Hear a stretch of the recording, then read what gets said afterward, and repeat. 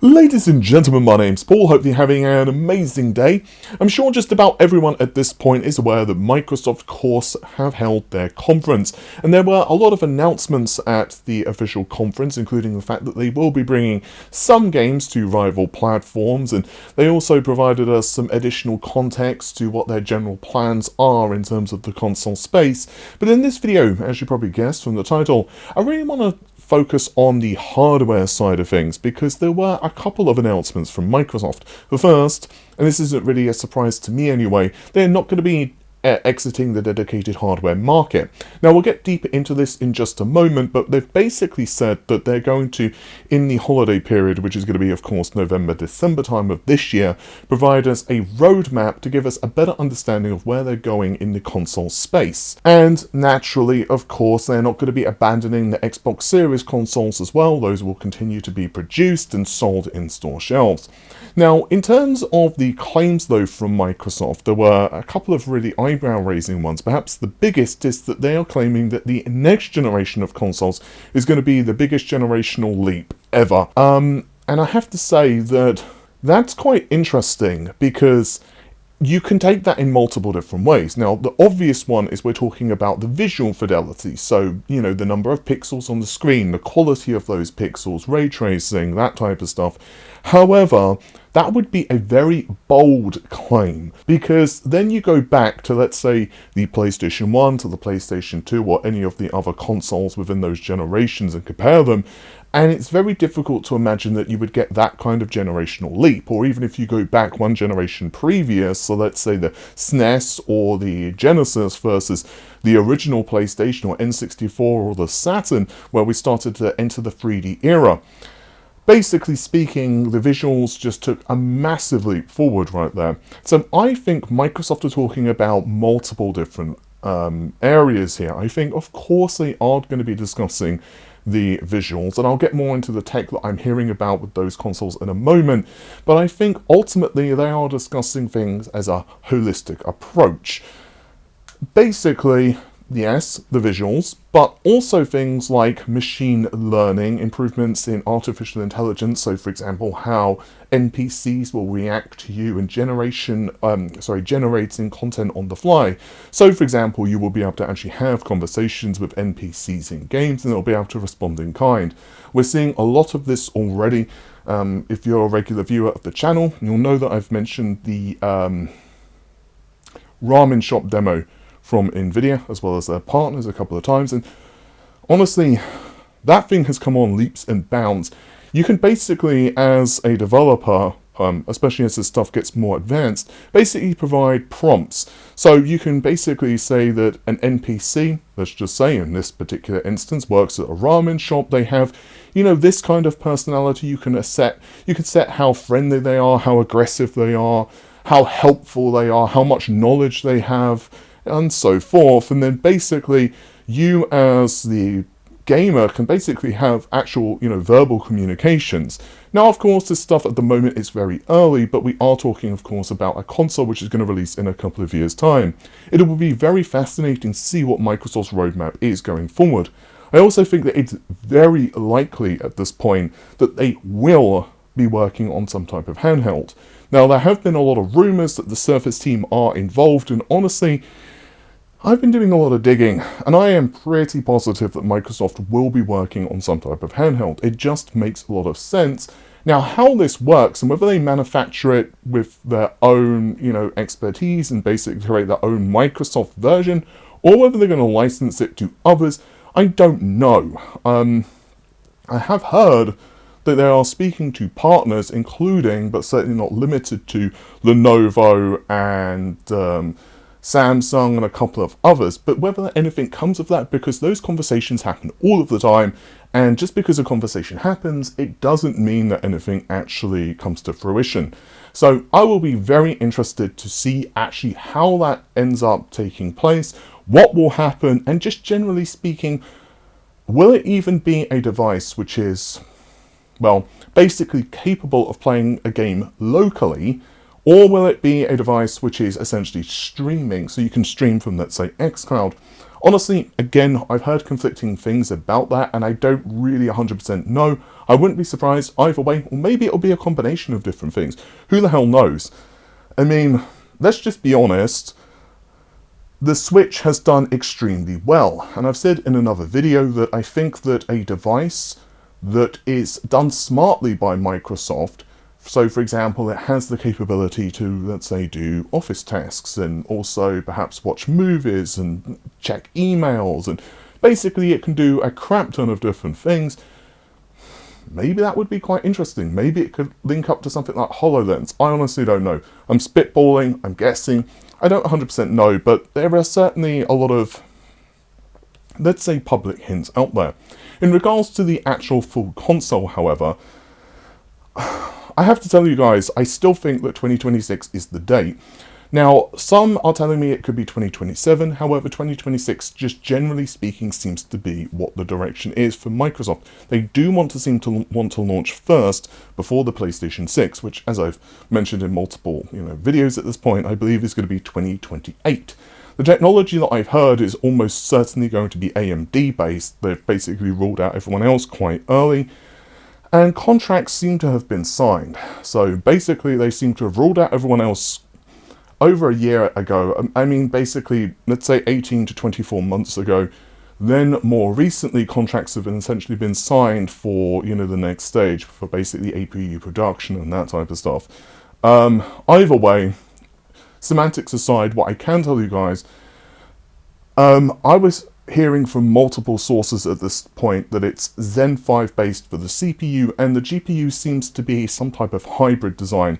Now, if we go back to the FTC documents, and I really want to stress at this point, they're pretty old. Like, I think they were around 12 to 18 months old when the FTC trial was going ahead. So obviously, a lot of stuff could have changed at that point. But they were talking about a hybrid RDNA 5-ish design with Zen 6 CPU. Again, I don't think Zen 6, I think it's going to be Zen 5.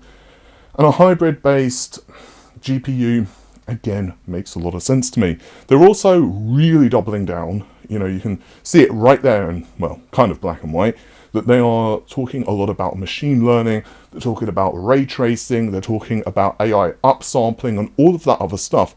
And I think that's going to be a really big part of stuff going forward for Xbox. I also think that we're going to see much more advanced simulation, like cloth and physics and just weather and all of the other stuff, which basically comes into making a game world look more realistic and just real and grounded. It will be very interesting to see what leaks from Microsoft, honestly. I will also be very curious if there's a Pro console. Now, I don't believe there's going to be an Xbox Series Pro console. I have heard through the grapevine, and I actually, I have to admit, this is a little different to what I've said in the past, but as always, there's always new information. So in the past, I said that the only console I'd heard about as a refresh was an Xbox Series S system. It was known as Saban. Now, I've had 3 people tell me that this system did exist, but in very early stages.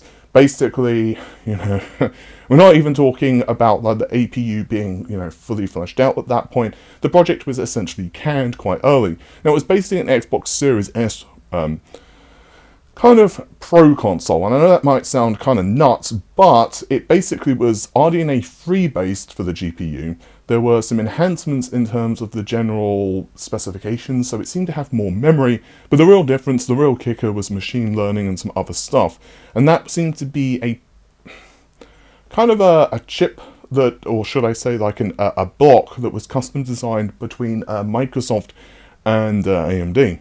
And this was for things like upsampling, but that was cancelled. Now, I've also learned more recently that there was even a plan for an Xbox Series X Pro. I don't know the code name, and I can't tell you that, sorry. However, that didn't even get that far into development, so that seemed to have been canned even prior to Saban. So I don't obviously know why it was canned 100%, but it does seem that they basically were just concerned with SKU saturation. They spoke to developers and also their internal teams. They just said, yeah, this is too much with the Series S. as well as the Series X, and developers just didn't want to be overwhelmed. So that seemed to be that. And also we're concerned about marketing, especially of the Series S refresh, because it was basically more powerful than the Series S, but not quite as powerful as the Series X. And it's like, it becomes really difficult from a marketing perspective to actually, you know, kind of put that out. And then you're dealing with, what, 4 SKUs on the market? It just logically doesn't make sense. So yeah. I will be super curious though to see if the next generation, I'm going to call it next box for this video, actually has a Pro SKU. My feeling is that they may go with that. They may go with like some kind of iterative design. It will be very interesting to see whether that is actually the case or not. There were a lot of rumors online that Microsoft were considering some type of backwards compatibility with hypervisors. Now, this is way outside the scope of this video to really go into what a hypervisor is, but in essence, in a very simplified explanation, and this is not 100% technically accurate, so I would highly encourage you guys to actually, you know, read about this more if you want more information. So this is not 100% technically accurate. This is just to give you a really simplified explanation of what this is. It's basically kind of like a virtual machine, but kind of for emulation. Now again, that is not 100% technically accurate. It just kind of gave you a general gist of what's going on. But the rumor was that that was going to be for like hardware emulation for older systems. And technically speaking, from what I understand, that is quite possible. So I wonder whether that's what Microsoft will do with this iterative system in the future. Honestly, again, I am spitballing. I don't 100% know. I think it's going to be a case of Microsoft really needing to clarify a lot of points when the roadmap comes out. And I will be very interested to see how it differs and how their vision differs from Sony. It really does seem like Microsoft are taking a very different approach to Sony going forward. With that said, Sony has a new boss now. So I don't think Sony are going to be porting games to the Xbox anytime soon or anything like that, but how in, let's say, 2, 3, 5 years time, Sony's approach to business changes, and Microsoft's as well, who the hell knows. We all know that games are becoming a lot more expensive to produce. You don't need me to tell you that. There are, you know, dozens of articles online that tell us that games are not performing as well, and obviously there are a lot of exceptions to this. But ultimately, developers are kind of skittish at the moment. And, you know, you look at a game like Spider-Man 2, and it was like, I think it was like 300 million or something like that to produce that thing. And it's definitely made its money back, so I'm not saying it's a financial failure or anything like that. However, my point is that is a huge financial investment. So it's just something to be aware of, because obviously if you're creating a new IP, and it didn't sell as well.